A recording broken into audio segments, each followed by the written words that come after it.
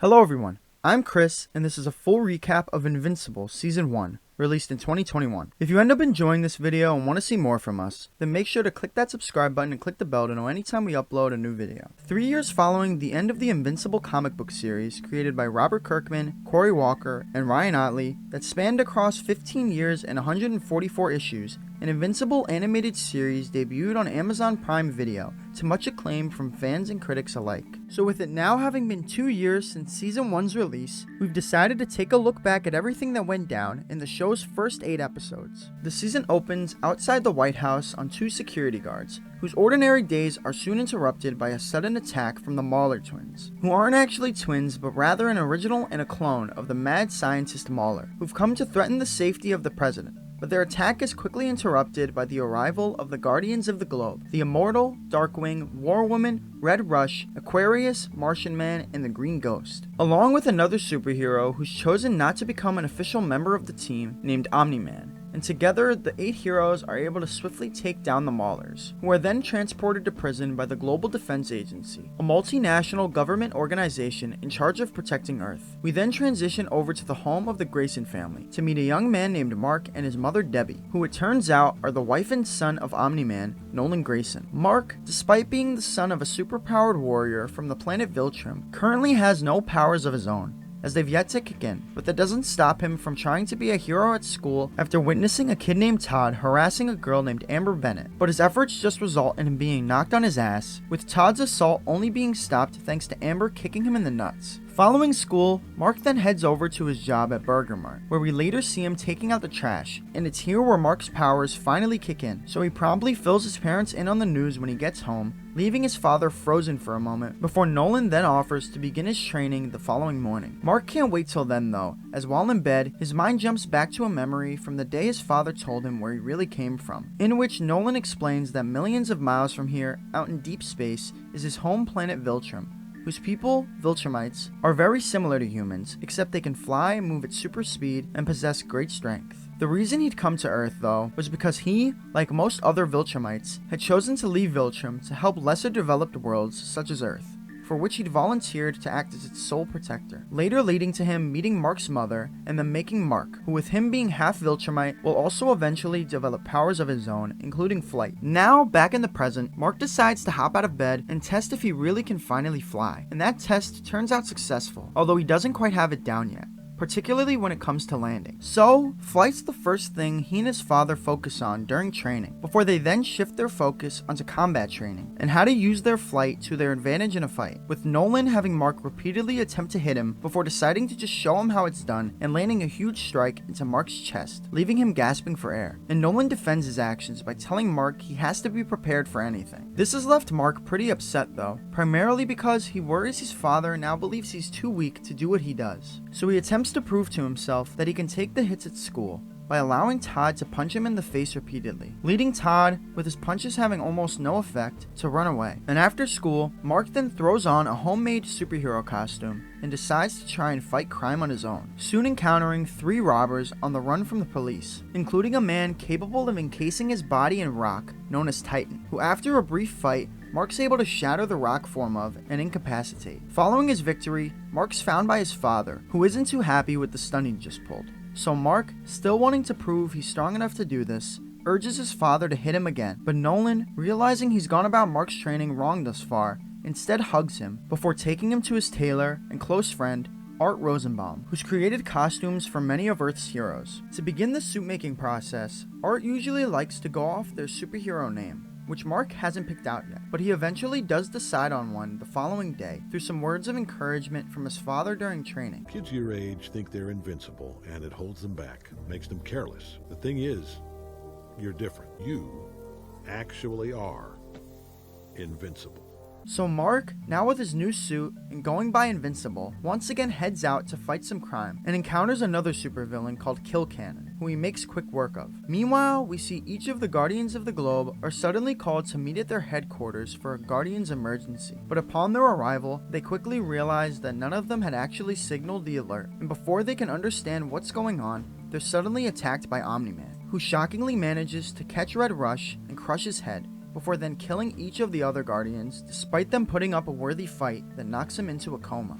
Shortly following the massacre, the 8 superhumans are found by agents of the GDA, led by director Cecil Stedman and his assistant Donald Ferguson, who quickly transports them to the GDA's base, the Pentagon, where they're able to patch up Omni-Man but fail to revive the 7 dead heroes, before then bringing in Debbie and Mark to inform them of what went down, which Cecil doesn't actually know the exact details of yet, since whoever the attacker was left no trace of their identity. Meanwhile, downtown, there's another huge problem that requires the GDA's attention, as an army of interdimensional beings known as Flaxans have just arrived on Earth and have begun killing numerous civilians. So with Earth's strongest team of heroes now dead and Omni-Man incapacitated, Mark decides to try and take on the aliens himself, which proves to be much more traumatic and brutal than he'd expected, and leaves him frozen in a state of shock. But fortunately, he's soon joined in battle by another team of heroes known as the Teen Team, featuring Duplicate, Rexplode, Robot, and Adam Eve. Even with their arrival though, the Flaxans still remain in control, and it appears they're actually about to kill the Teen Team until the aliens begin to suddenly age rapidly, which is a result of them coming from a dimension where time moves much faster, so they're forced to exit through their portal in order to avoid dying of old age. The day following the Flaxans' attack, Mark actually runs into Eve, full name Samantha Eve Wilkins, while at school, and after some talking, she invites him to meet with the rest of the team, and during this later meeting, we learn that Eve is actually dating Rex, despite him being a bit of a douche. A few days later, Mark is informed that his father has finally awoken from his coma, and shortly after that, Nolan's permitted to return home. Only a short week after that though, Cecil's already in need of his help once again, as they've discovered that a being Nolan's tangled with before is rapidly approaching Earth, so they need his help to stop it. But Debbie refuses to let him go back to work so soon, and instead, Mark offers to handle the job. So he's sent out into space to fend off the otherworldly being named Alan the Alien, who throughout their brawl communicates with Invincible through telepathy,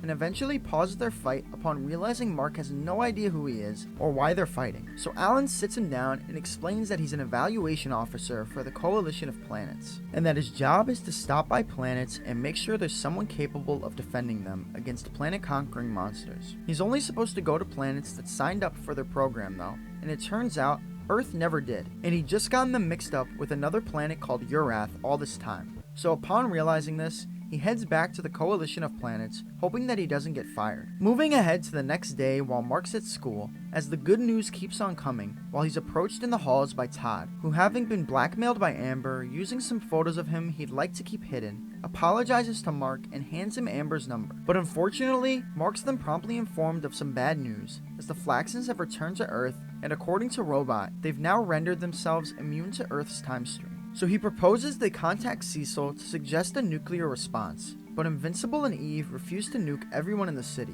and choose to instead fight a losing battle. Fortunately though, as each of them are being pummeled by Flaxans, the battle is flipped completely in Earth's favor thanks to the arrival of Omni-Man, who unleashes a brutal attack on the aliens that sends them running back through their portal. But he doesn't just stop there, as he then follows them back to their dimension to completely decimate every corner of it. You don't seem to understand. Earth isn't yours to conquer. Shortly following Nolan's return to Earth, the news of the Guardian's death finally breaks, leading to public and private funeral ceremonies for the heroes. And at the latter, Cecil approaches Robot with an offer to build and lead the new Guardians of the Globe, which he accepts. So Robot calls in a bunch of lesser-known heroes to begin tryouts for the team, which Invincible, although attending, will not be taking part in, since his father wants to train him himself. And when the tryouts are complete, Adam Eve, Rexplode, Duplicate, Shrinking Ray, Monster Girl, who's actually a 24-year-old with powers accompanied by a curse that makes her younger every time she transforms, and a former Guardians member who'd lost his powers some time ago named Black Samson, are chosen to join the new team. Eve immediately resigns though, refusing to be on the same team as Rex and Kate, since a few days ago, she'd actually walked in on Rex cheating on her with Kate and her duplicates. Moving ahead a bit now to Mark's first hangout with Amber, who he decided to call up previously, and the two agreed on a study date at his home. But just when she gets there, he's suddenly met by Cecil teleporting into his room, as he needs his help in taking down a rogue supervillain named Doc Seismic, who's begun wreaking havoc on Mount Rushmore using earthquake wristbands he'd created. So Mark leaves Amber alone in his room for a while, claiming he has to help his dad's friend with something, to deal with Seismic alongside Eve. and once having done that, he then returns to a disgruntled Amber, with whom he's quickly able to smooth things over, and the two even start making out. Elsewhere, Rex is shown also trying to smooth things over with Eve by using his abilities to put on a fireworks show for her, but she still decides they should go their separate ways and actually heads over to Mark's house afterwards, as the two had grown close recently. But she doesn't end up getting the chance to talk to him since he's still busy with Amber. Shifting focus back to the death of the Guardians now, as we see Debbie, while doing some work late at night, being met in her home by the demon detective Damian Darkblood, who we were first introduced to earlier when he arrived at the scene of the Guardian's death to begin looking into the case, as he must seek justice for others in order to save his own soul and avoid returning to hell. And after looking into all the evidence at his disposal, he suggested to Cecil that Omni-Man was behind the murders, but Cecil chose not to believe him and ordered him not to tell anyone else about his theory.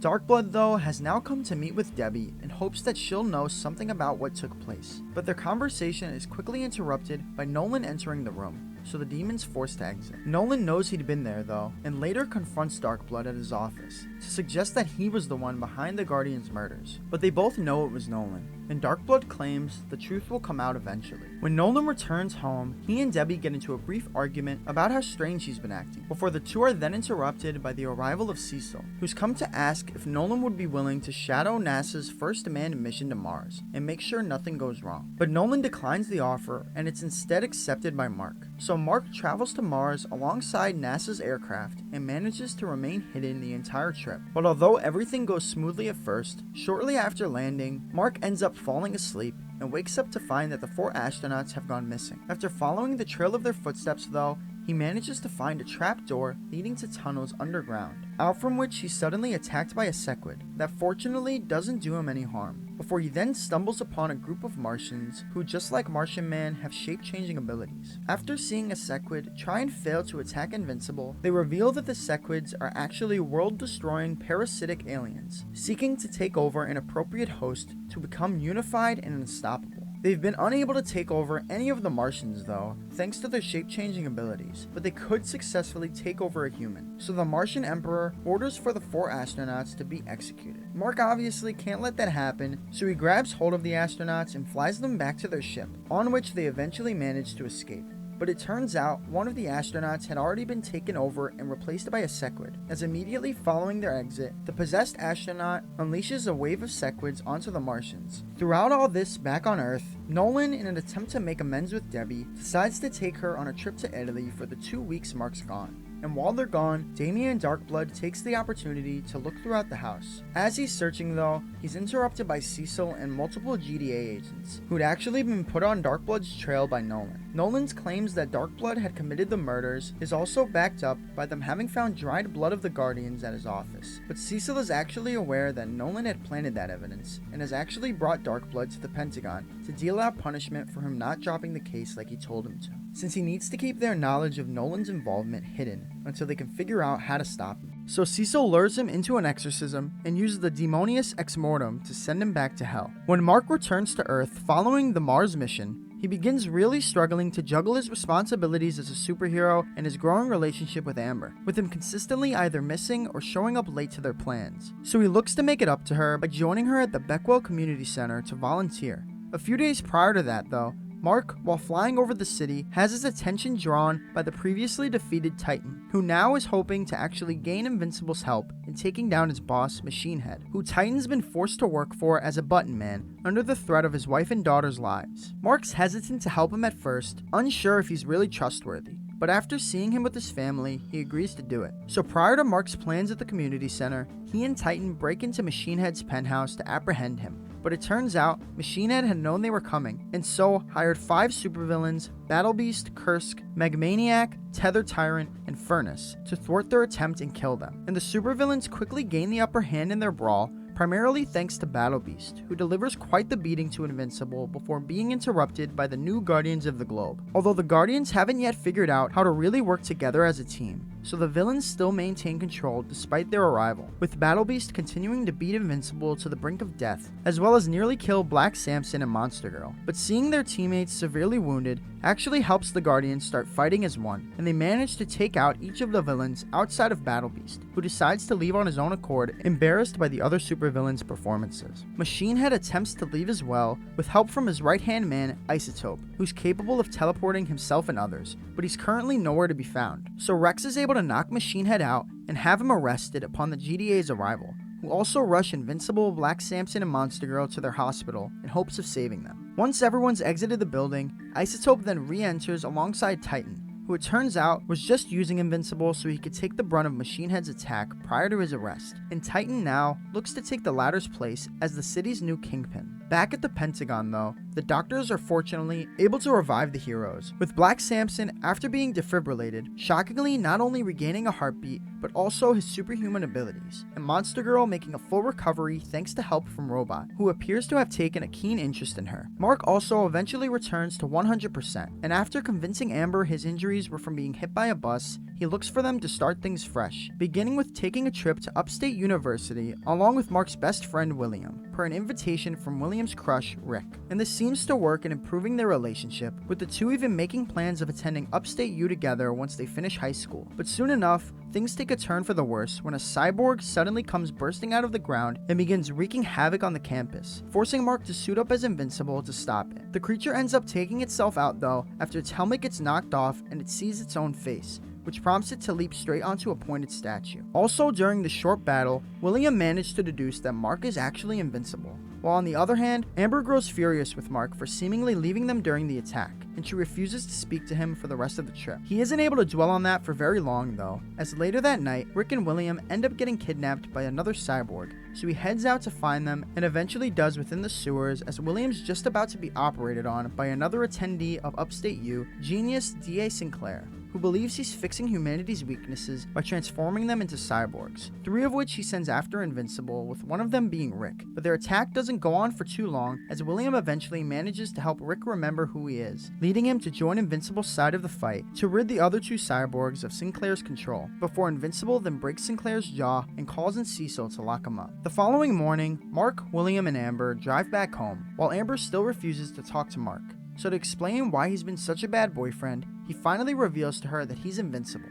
But it turns out she already knew he was a superhero and is still upset that he makes her feel unimportant, resulting in the two breaking up. During Mark's trip to Upstate U, meanwhile, Debbie, while looking throughout her closet, had stumbled upon Damian Darkblood's notepad, which he'd purposely left for her to find before being taken away by Cecil earlier. And within it, she found intriguing notes about Nolan's costume that had been damaged during the Guardians' attack. So she began searching throughout the house for it and eventually found it, still covered in blood. And upon finding it, she then took it to Art Rosenbaum so he could look over it from top to bottom. And his examination proves once and for all that Nolan killed the Guardians. So with it now having been proven to her that Nolan was the one behind the murders all along, she confronts him to try and learn why. And he claims he had no other choice and that she just needs to trust him, but she instead demands he leaves. Immediately following his exit, Donald Ferguson and other GDA agents arrive at the home and hastily take her back to their base, where Cecil explains that he's known Nolan killed the Guardians and has tried and failed to look for a way to defeat him. So he believes now that their only hope at standing a chance against Omni-Man is Invincible. Just in case that doesn't work out either though, Cecil also calls for the Guardians to meet at their headquarters and await further instructions. Since their battle against Machine Head's team of supervillains previously, the Guardians have actually started to get along really well, with Robot and Monster Girl in particular becoming very close. Although it seems Robot has hopes that they can become even closer. It turns out Robot isn't actually just a robot, but rather a drone controlled remotely by a severely deformed scientist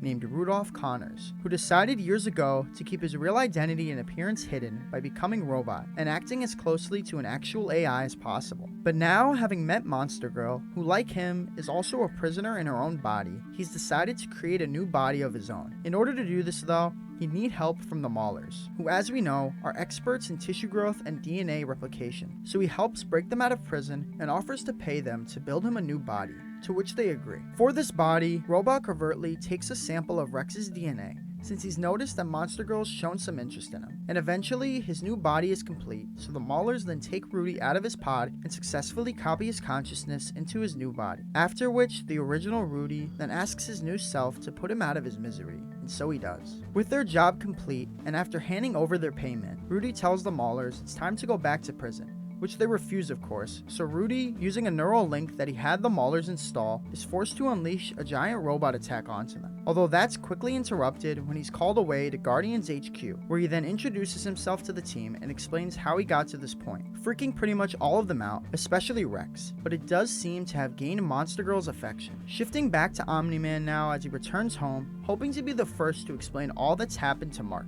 but he's instead met by a bunch of GDA agents, who he makes quick work of before noticing Donald and even more GDA agents spying on him across the street. So he enters the building and goes after Donald, forcing the latter to sacrifice himself and set off a bomb in hopes of taking Nolan out of commission for a bit. But the bombing ends up having no effect on him, and he heads off to search for Mark, who's currently busy venting with Eve about everything that went down with Amber, while she also vents about some personal problems of her own. Following her breakup with Rex, Eve had also had a falling out with her parents, with her father claiming that the worst day of his life was when she got her powers. So she decided to leave home and began solely focusing on helping those in need around the world. With Omni-Man fast approaching Mark and Eve, Cecil's next option is to unleash an attack via satellite onto him. But this fails as he just flies straight through the device to destroy it. So he then sends down another attack using 3 cyborgs he had D.A. Sinclair create for him using dead US soldiers called Reanimen. But although they put up a good fight, Nolan again ultimately comes out on top. With neither of those attacks working, Cecil unleashes the final option at his disposal, that being a gigantic kaiju creature Omni-Man had defeated previously, which they've now pumped with every drug, enhancement, and upgrade they have, and have named Hail Mary.